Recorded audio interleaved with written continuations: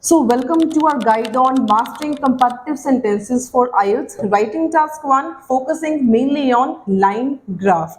So, welcome to my channel. My name is Amandeep Kaur. In this video, the key components will be basically what are comparative sentences. Secondly, what is its significance in IELTS writing task 2? Different types of comparative sentences with examples, and along with that some practice questions. So first of all, you need to understand what are comparative sentences. So comparative sentences are used to make comparisons. Comparative sentences are used to compare two different things, describing similarities or differences, or you can say relationship between the degree, quality and the quantity. So before we start with the different types of comparative sentences, let's understand the significance of comparative sentences for IELTS writing task 1. So comparative sentences are very essential as they provide insight and help you to interpret and analyze the data given to you in different forms like line graph, bar graph, table chart, and pie chart. And these are very essential if you effectively want to make comparisons and if you effectively want to describe the trends given to you in the relative question. So let's move on to the different types of comparative sentences. So first of all, there are basically three main types of comparative sentences, starting with the positive comparative sentence. So positive comparative sentences are used to describe increases or decreases in data without making direct comparisons. Here we are not making direct comparisons, but still we are mentioning the highs and lows, increases or decreases. Let's take an example. As you can see the graph on your screen, and how you can describe this trend, how you can make comparison, how you can analyze this data with the help of this particular type of sentence. You can write it as the number of mobile phone users in 2010 increased steadily throughout the year. So in this example, we have clearly analyzed that the number of mobile users in particular year, that is in 2010, increased steadily, right, throughout the year. Here we haven't made the direct comparison, but we have mentioned the increase in the mobile users, number of mobile users in the given year. So this is how you can use positive comparative sentence in your writing task 1, basically line graph.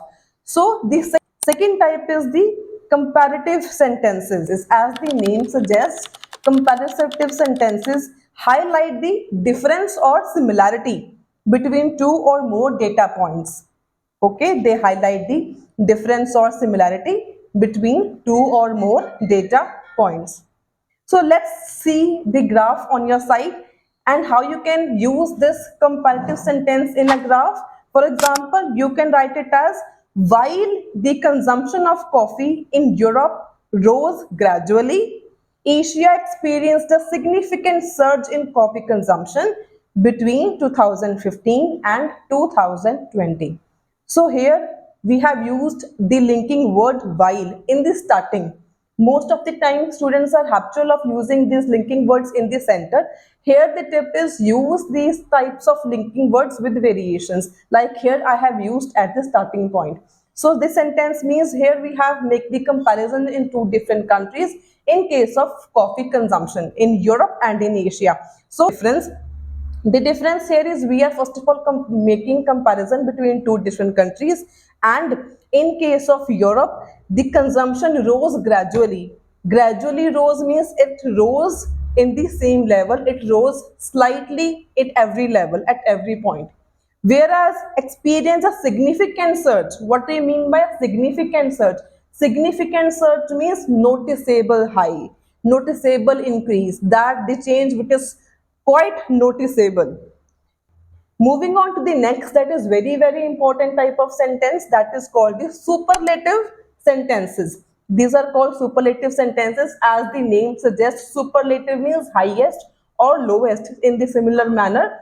Superlative sentences are used to highlight the highest points and the lowest points in the given data. So let's take an example. The graph is on your screen. So how you can also comment down your queries, and you can also comment down if you are not able to understand anything.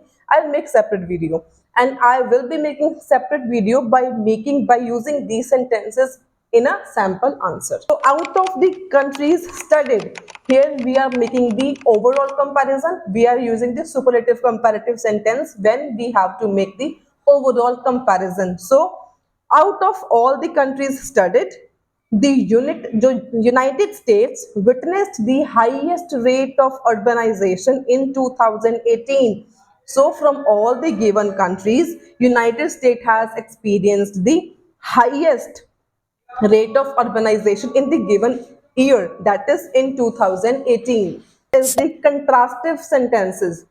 As the name suggests, contrastive sentences. Contrastive means where you are contrasting 2 points.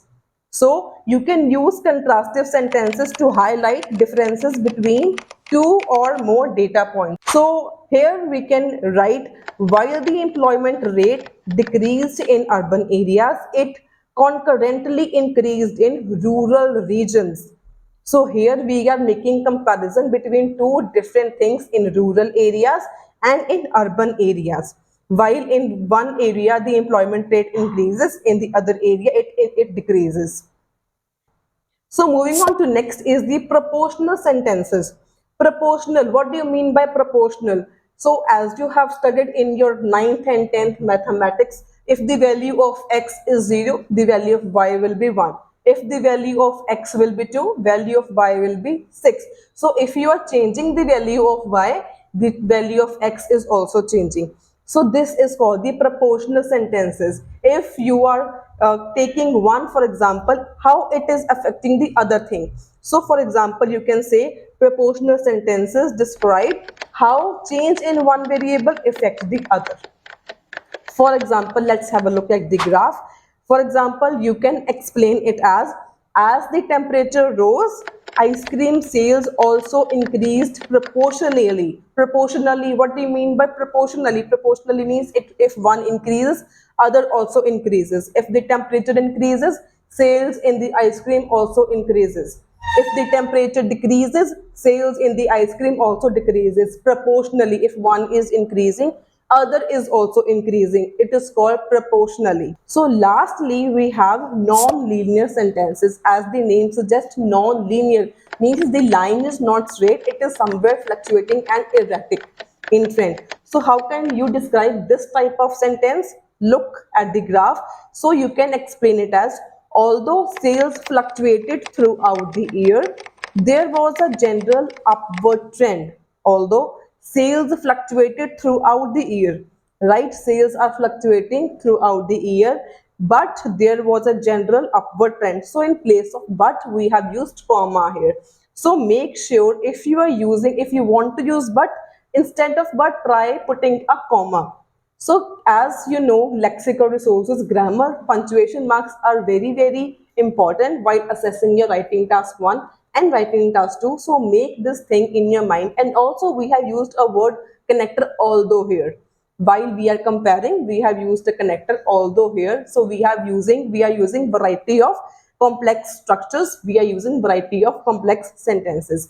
And for your information, writing task 1 is more important as compared to writing task 2. As in writing task 1, we have to make different types of comparisons, and here we have the full opportunity to make use of different type of sentences, complex sentences, conditional sentences, as well as complex conditional sentences, in order to you can use so that you can score good in your IELTS writing task 1.